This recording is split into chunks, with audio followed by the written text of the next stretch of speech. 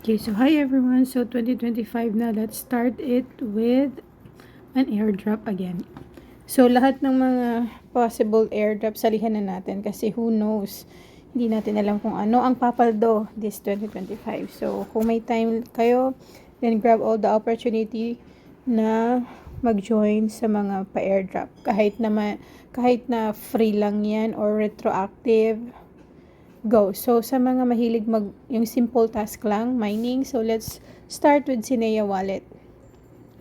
So, just download the link na nasa description or comment section below.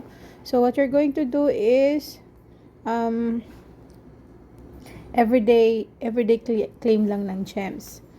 So, meron tayo ditong missions and then mining rewards. Okay? So, sa missions, all you have to do is there is a daily quiz and then gawin nyo itong mga mission na to. Ito yung sa chat 3 yung lucky spin nila, so may 100 ka dyan na makukuha. And then invite, every time you invite friends and then they use your code when they sign up, makakatanggap ka ng 1,000 gems. And then follow the Sinea at X. Then i-integrate mo yung Zili account and then your Gulsi account. Okay, so ganun lang. So ang mining naman, you can only start mining if naka-reach na kayo ng 10,000. Yan. So automatic yan siya magmimina every day or 24 hours. That's it.